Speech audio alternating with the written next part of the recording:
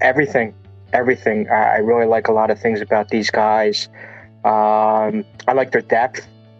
Uh, I think going in again, we had concerns about the safety position. I still think there's some concerns there, but there's depth everywhere, and I think that came out. That was evident yesterday.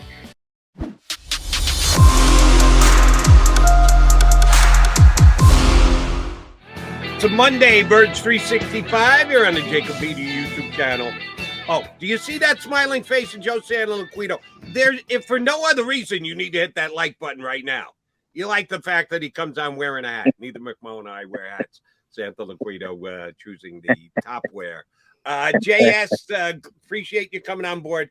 Another guy who comes on and got more color than us, McMullen. Yeah, everybody's got more color than me. Yeah, the pandemic hurt me hard. When you're Irish and you're not going out for 2 years, you're screwed. And I think you guys. I think Joe's got a little good Italian in him that's going to help him with his color these days. The color we care about here on Birds 365 is green, Mr. Santoliquito. What have you seen out of the green-clad Eagles so far in this preseason that has you optimistic about this upcoming year? Everything. I really like a lot of things about these guys. I like their depth. I think going in again, we had concerns about the safety position. I still think there's some concerns there, but there's depth everywhere, and I think that came out. That was evident yesterday, and the way the Eagles played on Sunday against the Browns. You can't help but be excited over Cam Jurgens and how well he played. Gainwell and Scott and the way those guys ran the ball. Defensively, yeah, there's still some things that need to be smoothed out. I didn't like the way the Kobe Dean got off blocks yesterday. But other than that, though, I like everything about them. Yeah, you mentioned the depth really showed up on offense. Gardner Minshew had a bad summer in practice. Maybe he's just not a practice guy because he looked very sharp running that RP off. Boston Scott looked great. Kenny Gainwell, the backup offensive line, tremendous. The receivers were good. Maybe some issues at tight end. They don't have much behind Dallas Goedert. But defensively, Joe, they were not great. Cleveland, people kind of forget, the Eagles were going up and down the field. So was Cleveland. Now, maybe it was just the personality of the game, but I saw what you did. And it wasn't just Nakobe. It was Davion Taylor. It was Sean Bradley as well.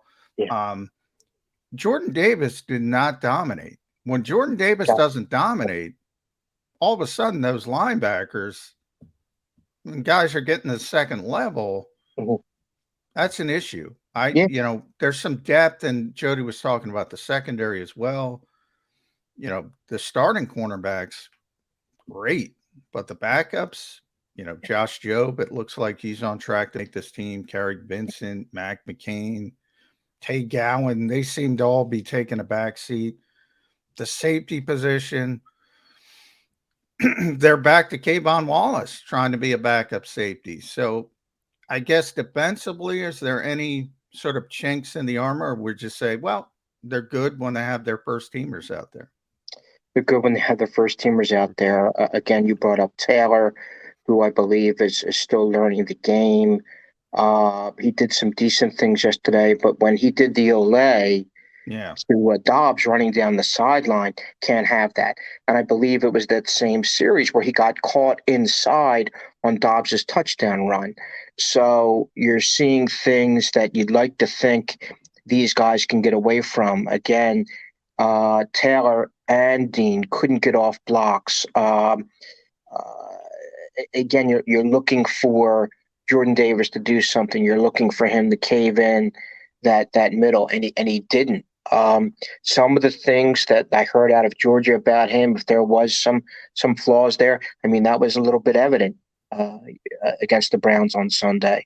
My big thing is, I'll tell you what, John, I don't know if because the Eagles don't want me sniffing around in the overcount complex. I don't know if it's maybe I'll put you to this, John.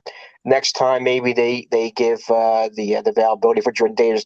I am curious to know how much he weighs, because again, that seemed to be a big thing with the folks in Georgia. Not just Georgia. I got a chance to speak to Jordan Davis's personal coaches outside of Georgia, and they also said that to them that was a big deal. The weight deal. If he's down to there we go down. If he's down to 340, they can get a lot of production out of him. But it's just a matter of him getting down to that and building that endurance. The other thing, and again, I'm going to nitpick here. I was nitpicking. Go for it.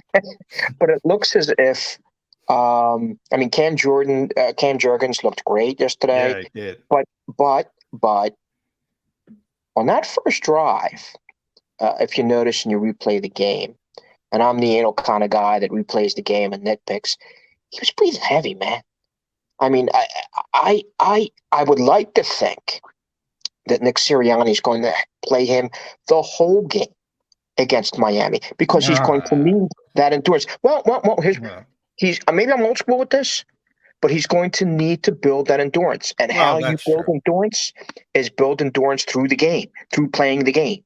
Yeah. No, I agree with that. They're going to build endurance in week one. I mean, they're going to practice hard with Miami, but as far as the starters go, you're right. I don't think it's a weight thing with Jordan. Jordan's about 340. That's what he's at. But and he doesn't look overweight at 340, as bizarre as that sounds. I don't think the issue is weight. I think he's not used to playing a lot.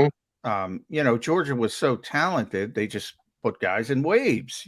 They didn't have to play him 60 snaps. So until you do that, you're not going to build up that conditioning to do it. And I don't think this year the Eagles need it, because they have Fletcher and they have Javon. So they can afford to start him slow. But I do think when he's not dominating, and they played a lot of 40 fronts against Cleveland. He's better in the 30 fronts. I think that affects him as well. But you can see with those linebackers, and it was all of them. I'm not picking on one or the other. You're absolutely right. When you're don't keep blockers off those guys, they're not TJ Edwards. And that's why TJ is so important to this team. And that's why he's become a deference player who doesn't play and who sits. The other thing, too, that got me is seeing Tart out in the field. I mean, this is a guy that's a pretty vested pro. And correct me if I'm wrong, John, I saw him with the twos, and I think I saw a lot of it with the threes, and I didn't see him making any plays. He was like the invisible man. Is there the numbers Tart had are a out. couple of good hits yesterday. Yeah, he had a couple decent hits. Jody's right. 59 reps, the most of anybody on defense. 59 reps for Jaquiski Tart. Well, he needed it. You're talking about building up tolerance, and I know he's been around the game before, but he missed an entire week with personal issues. He needed to build up. I thought they played him correctly yesterday. Well, I don't know if that's a good sign for a veteran player, though. But a veteran player who hasn't played. He missed time in camp. They're trying to give him a legit shot. Because, John, let's be honest, you and I both said last week, there's a chance he doesn't make the team. They want to give him a chance to show that he earned the free agent contract that they gave him, that there was a reason why they thought he could fit into their mix, and they gave him a chance by playing him the most snaps yesterday. That's exactly what I would have done if I were the Eagle coaching staff. Well, I guess my question, and Jody, Joe, you can both chime in, is were they giving him a chance, or have they already made their decision? And is he the crash test dummy?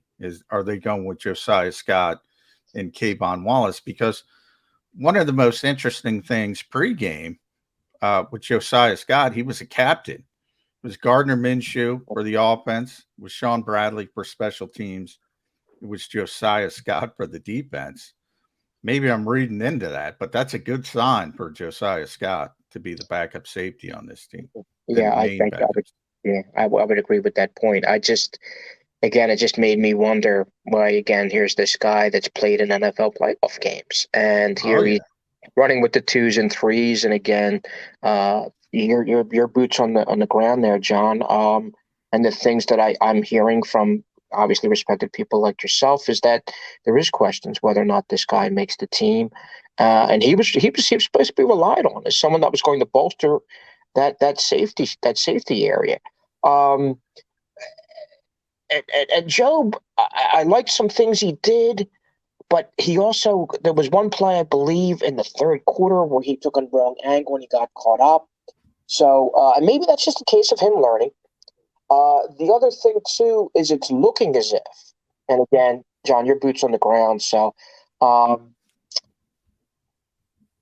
see Jurgens actually starting at center in the opener, Really? the season opener against Detroit, and physically, my God, I mean, he looked fantastic. Granted, he looked fantastic against the 2s and 3s of Cleveland, but I think he's legit. I think the issue he's going to have is recognition. Here's a guy that he's puppy dog. I mean, I think he just turned 23 yesterday. Great footwork. He still needs to build his stamina, obviously, to that NFL level. But I think the biggest problem he's going to have, because everything is so bland during training camp, is recognition.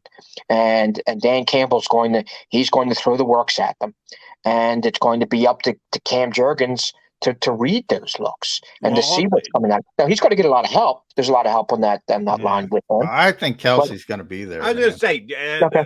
Joe, you're not suggesting he's going to start and Kelsey's going to be eligible to play, are you? I'm suggesting maybe Kelsey may not be ready for the Lions. Okay, that's what because that's what Kelsey's ready to go. You made it sound like he's going to start, and I'm going. Not if Kelsey's ready. Well, no. If Kelsey's ready, Kelsey's the anchor. He's the master and commander. He was banging Spadaro on the head with the goopy Guardian cap. His elbow looks fine. I think he's going to be there. Plus, Jason. Okay. Jason's going to, even if he's not fine, he's going to tell everybody he's fine, and he's going to go out there. He'd play if he was missing a leg. Yeah. But I think they are in very, very capable hands with Cam Jurgens. They are. If anybody had a great game yesterday, it was certainly him. Yeah, he was man. Unbelievable. Wow. And I think there was one play, it might have been the Gainwell play, where he sealed the inside and then blocked the linebacker on the same play. So you got to love a guy like that. Yeah. I think the biggest thing with this team, and I'm going to go a little cliche here, but I think there is a such thing as I cover football at every level, the high school, college, and the pro level. And I think there is credence in the cliche of learning how to win.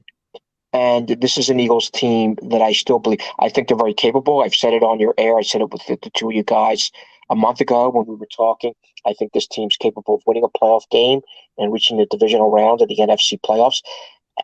I don't want to get too ahead of myself, but what I see here and you look around Tampa Bay with the situation of Brady. You look at the situation with the Rams. You got a lot of instability and a lot of prime teams, a lot of prime NFC teams, and the Eagles are looking like a young, pretty stable team. I think the only thing is, and I take stock into this because again, I see it at every level, is just getting that big carte blanche victory. I think we go back to, if you remember, I think it was a Thursday night, 2017, when the Eagles went down to beat Carolina. Yeah. And that said something to these guys. I remember speaking to Brandon Brooks and Lane Johnson after that game. That told them, hey, listen, we thought we were pretty good. That convinced us that we are. And I think this team's going to need that. They're going to need that victory, that one carte blanche win this season that throws them over the top. We know they are better than the mediocre teams. We know that already. They've established that from last year. But I think their biggest issue this year is, again, learning how to win. And I think even for Nick Sirianni, is it one? They beat one team over 500 last year, and I believe that was the Saints. And the Saints were playing with a backup in that game. They were down to their third. Who third? It was Trevor Siemian, wasn't it? Yes, it was. Yeah. So that's who they beat. And again, like I said, I think there's going to be some things there. To me, that's the biggest thing with this team is proving themselves and proving themselves to themselves and getting that signature victory to show them, basically to show them where they are. And I think Nick Sirianni needs that too. This is going to sound like I got the eagle-colored glasses on, but I really do believe this. Joe, you said they can make the playoffs and win a playoff game and get to the divisional round. Who in the NFC is going to win 2 games? Who in the NFC is going to win 2 playoff games that aren't the Philadelphia Eagles? Who are those other teams that, well, the Eagles get to a point, but they can't get past them? Well, I would still default to Tampa Bay, Green Bay, and the Rams. Have you seen Tampa's line?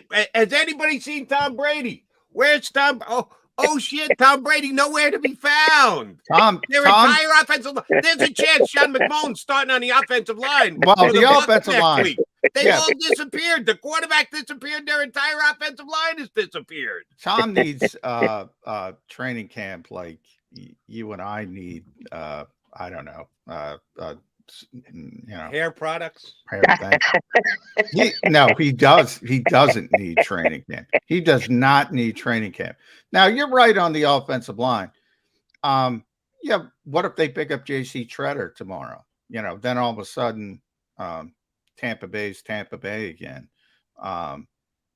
Look, I'm just saying. I'm always going to default to those teams ahead of the Eagles until what Joe said. The Eagles that's one. Teams would be 2. Well, Green Bay, Rams, the defending Super Bowl champions, Sean McVay. Green Bay's got to be able to win a second playoff game. Again, last time Green Bay won 2 playoff games in a year. But Jody, the Eagles have yet to beat a quality quarterback. Yeah, well, that's fair. That's fair. I understand that. But my point is the NFC this year is inferior. It's wide open. Yeah, I agree with that. That's why I just got it can be wide open and be good. I think the AFC is wide open. Wide open, very good. I think the NFC is wide open. Yeah, not that. And by the way, if San Francisco, if Trey Lance can play, they're better. They're better than the Eagles. They're better than the Eagles. That's a big if. We got that is a big if. That is a big if. But the way they play in their offensive line and their running game and their scheme and their defense with Nick Bosa and Eric Armstead, if Javon Kinlaw ever gets it, I mean, San Francisco is loaded. Mark this down. What's today's date? August 22nd, 8:40 a.m. Key player in the NFC this year could very well be the unstoppable Nate Sudfeld. By the way, Nate looked good. I was watching that game. Nate looked very good. He's Nate Sudfeld. He's unstoppable. Jeff Lurie's allegiance aside, Jimmy G's going to get cut in San Francisco. Lance is going to be what Lance is going to be, but there's always the possibility of injury because he does like to try and run off and make some plays with his legs. The unstoppable Nate Sudfeld may be a key guy in the NFC playoffs this year. If you're if you're backing him, Johnny Mac, good luck with that. No, I am not backing Nate Sudfeld. Just like I wouldn't be backing Gardner Minshew. Look, I'd back Gardner Minshew before I'd back Nate Sudfeld. Yeah, so would I. The Eagles have. I think Gardner Minshew is a top 5 backup quarterback. I think he proved that again yesterday. People were questioning that because he had a bad summer. He's not a practice guy. He's not. Much Jalen Hurts isn't a practice quarterback, by the way. I talk about it all the time. He's better in a live environment where he can extend plays. But you were asking a question, and you put on those eagle-colored glasses, Jody. Who would you default to? I got to default to those teams ahead of the Eagles. Doesn't mean like the Eagles can't beat them if they, continue to evolve, as we said, and they get the right injury. Like, yeah, if Trey Lance isn't there, of course, I'm going to go Eagles. Right, but before last year, the Rams had never won diddly in the playoffs. And then they jumped up and won a Super Bowl. Why? They went to a Super Bowl. They lost it, and Sean got kind of undressed by Bill Belichick in that Super Bowl. But they made a run, and they have nucleus. They have a playoff nucleus there. That right now, I mean, the Eagles have a playoff nucleus, but I think the Rams have a far deeper playoff nucleus than the Eagles right now at this stage of the Eagles' development. Yeah, I think that's that's fair to say. I mean, they've been to 2 Super Bowls. They now have the quarterback. They won 1. Yeah, I mean, I got to default to the Rams. Now, it's hard to repeat. That's going to be part of it as well. But, I mean, I think if you're being honest, I think the Rams are a more proven team than the Eagles at this stage. And, again, Tom Brady, Aaron Rodgers, yeah, to a certain extent, I'm defaulting to the quarterbacks, but those guys are good. Those guys are good quarterbacks. So, but the Eagles, look, they have a lot of talent. That's what I said. But the Eagles are going to out-talent people. And the question is, can they beat somebody like what happened in the playoffs when they ran up against Tampa Bay last year? And again, it's a different team. You mentioned, Jody, all the issues on the offensive line. But if they run up to somebody more talented, do they have the coaching staff that can make up for that difference? Do you believe in this coaching staff, Joe Santoliquito? Oh, that's a good question. Can I mark that incomplete? Yeah, you can do whatever you want. I think it is incomplete, to be fair. That goes right into what I was saying earlier in terms of the proving ground of beating a very good quarterback, which they've yet to do in the Nick Sirianni era, and the ability to beat a very good team, which again they've yet to do so far. Do I think they're capable of doing it? I think so. Yeah, I think from what I see from Sirianni, he's able to. Obviously, we saw him able to adjust. I think again, John, your boots on the ground. You're there with live with these games. I mean, did you like his in-game adjustments last year? I liked his in-season adjustments. Okay. In-game, I think it was run of the mill. I think it was average. But I think I gave him a lot of credit for, it was the Las Vegas game, which it didn't show up to the Detroit game because Miles Sanders got hurt early in that Las Vegas game. But he made the shift and he said, you know what? We're putting too much on the quarterback's plate. Let's scale it back. We have the best offensive line in football. We got this great running game. Let's use it. I gave him a ton of credit for that. And I also gave him a ton of credit for giving up play calling when he realized this is a pretty big stinking job. I can't be bogged down with every 40 seconds trying to come up with a play. I gave him a lot of credit for that. But as far as in-game stuff, I think that's a little bit overrated. You come in with the game plan. You're not going to just throw out your game plan in game. So I gave him credit for his in-season adjustments, which I think is a bigger deal for a coach. I think he did a great job with that. Let me pick up my Eagle pom-poms again for a second here. You're going pom-pom today. I am. I really am. Here's one thing that I'll give Nick Sirianni credit for, already making adjustments. He has won both coin tosses and taken a ball 2 straight weeks. No automatic defer because the analytics say so. So he's already shown flexibility. There we go. Yeah. And I know that may change week 1. As sure as I'm sitting here against the Lions, they're going to win the toss and he's going to defer, and it's going to tick me off no end. But your point about the coaching staff, again, maybe it's because I'm not seeing it in the NFC. McVay and his staff, yes, I'd have to choose them over the Eagles staff. Tampa's a whole new staff. I know they didn't change much, but Arians not being a head coach, Todd Bowles being elevated to head coach, which I've seen Todd Bowles head coach work as a Jet fan, not good. And he's no longer running the defense, so I question mark that. I'll match the Eagles coaching staff against Green Bay staff.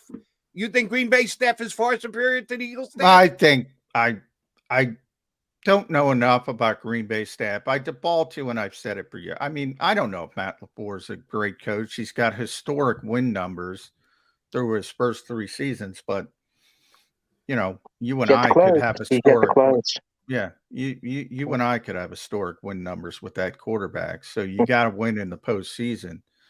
But his numbers are his numbers. I mean, his winning percentage is outrageous. All right, but we're talking about the playoffs, and his winning percentage in the playoffs is not as impressive. No, I mean, and people are always going to say, Aaron's only got one. Aaron's only got one. They say it all the time. But they win a lot of stinking A lot games. of And regular season games, but we're talking about the playoffs. We moved on. We all put the Eagles in the playoffs already today. We've all got the Eagles in the postseason, so now it comes down to what can they do when they get to the postseason. Here, Matt LaFleur is 39-10 in the regular season. Phenomenal. 39-10. That for the math challenged, I'm looking at 796 winning percentage. Can I put Nick Sirianni at 9-8 in that category? No. I can't. But I can't. What's his postseason? 2-3. It's not as good.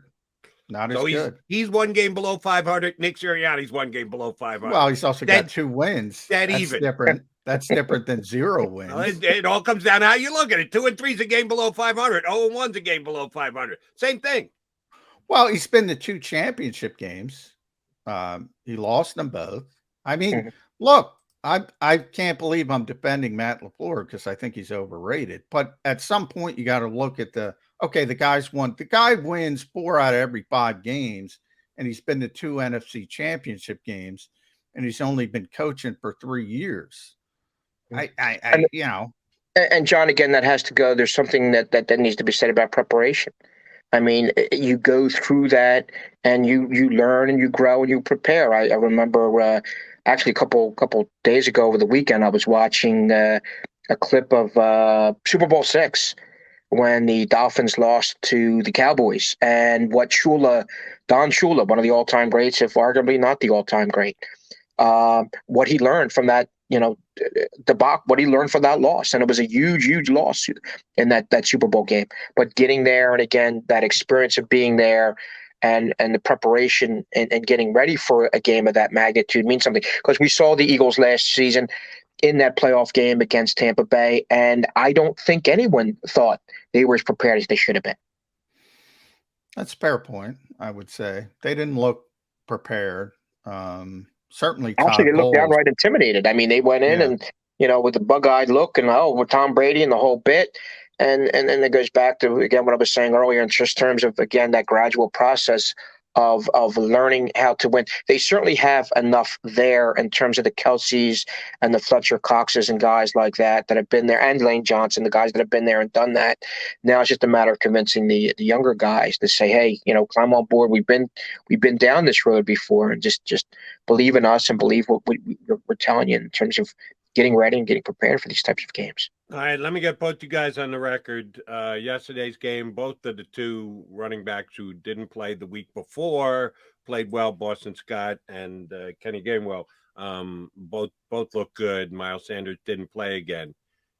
3-man back rotation between those guys week 1 against Detroit.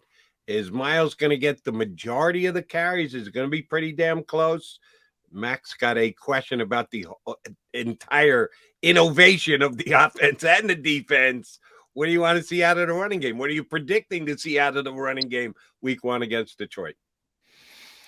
From my perspective, if Miles is healthy, he's the guy. Kenny plays on 3rd downs, hurry up, maybe even goal line. The interesting part of the Eagles' philosophy, and you kind of saw it yesterday, though, if Miles isn't available, Boston Scott jumps Kenny Gainwell as the lead back, and they're just going to keep Kenny Gainwell as the specialized back.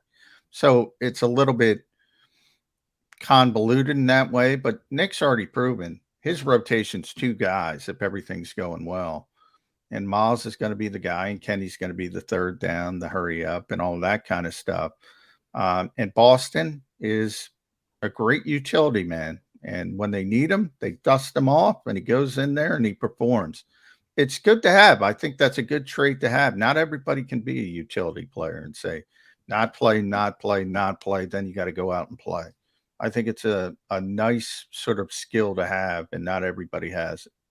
Yeah, I agree with John, Jody. I think Gainwell will get a little bit more carries, I believe, to lessen up the load on Miles Sanders. It's interesting. I just get this eerie feeling in the back of my mind they don't completely trust Miles Sanders, and I think they have a right to think that. And right now, with what Gainwell has done, and certainly what Boston Scott has done, they have two proven guys right there. That, well, I mean, it certainly helps when you see certain things Miles Sanders does. But again, you're hurt during training camp. This is I believe, it's a contract year for him. A lot of things are riding on this guy getting that next big contract, and possibly his last contract, considering how the NFL chews up running backs.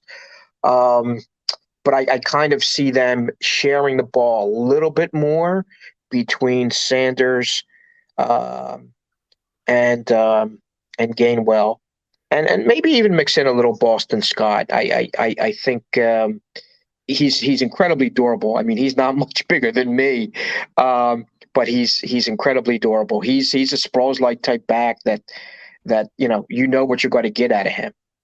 And again, it alleviates the stress and the pounding that Sanders could possibly take, because we know kind of has a fragile reputation, and I think it's deserved right now.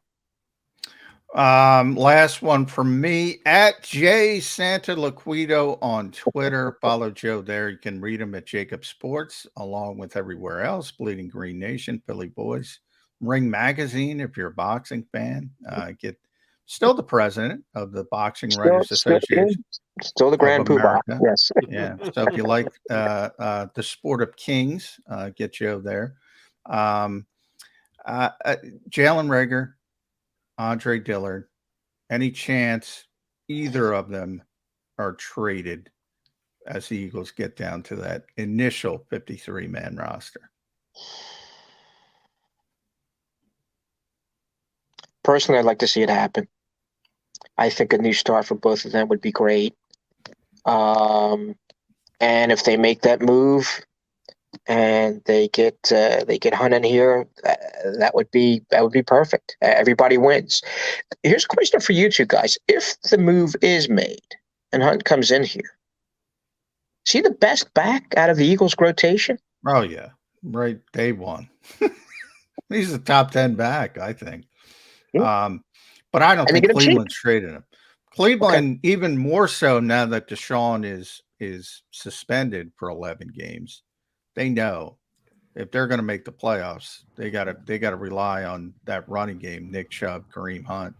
Plus, I talked to a bunch of people in Cleveland last week. We had one of them on the show, Jody, Darryl Ryder. You know, he's a Cleveland kid. He loves Cleveland. It's not that he doesn't like Cleveland. He just knows he's a number one back. He wants an extension. But they're going to make him play on the final year of his deal because they need him. They need him with Jacoby Brissett. They have to keep him. So I think that's a pipe dream for Eagles fans. Yeah, the guy we had on, Darryl Ryder, dismissive. Not only did he say, no, I don't think they're going to, he was dismissive when we even asked the question. He has no chance of being traded to the Eagles, was the way that he responded when we put the question to him. And Darryl's around the team every single day. I think he's got some pretty good sources. So I'm going to take him at his word. Hey, he's not coming here. Eagle fans can stop putting Jalen Reagor plus deals together to get your hands on him. It's not going to happen. He's not coming here. But did Reagor made a couple of plays yesterday? He had one that he could have caught. It wasn't a good pass. It would have been an outstanding catch. He couldn't come up with it. Did he do enough to open anybody's eyes when the GMs are sitting around today looking at the weekend's actions around the NFL? Is anybody go, and we know the Eagles are willing to move Reagor. Do we want to make a play on him?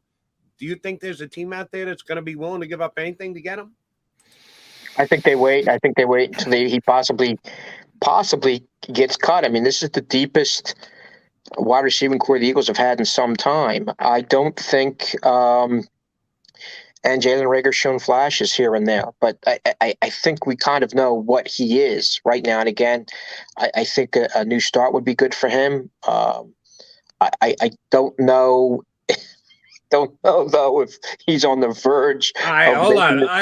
I got to put it to both you guys this way. 3 potential options. Whoa, did we? Lose Joe? All right, see if we can get him back quickly because I do want to get his take. In the meantime, I'll put it to you, Johnny Mac. 3 potential Reagor outcomes here.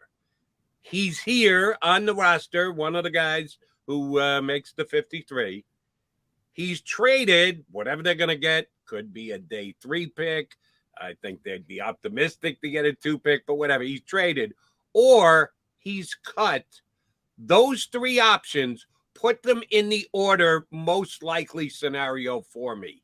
Here, cut, traded. What order would you put them in? Traded number 1. Here, number 2. Cut number 3, and cut would be less than 5%. I don't even think it's close. I don't think he's getting cut. But I do think he's getting traded now.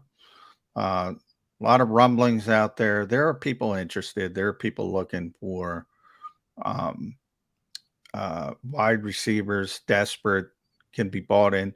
Probably, I think the Eagles will be hoping for a conditional pick that maybe becomes a 3. So maybe we're talking about a 4th round conditional pick. And I hope, I'm just talking about Green Bay.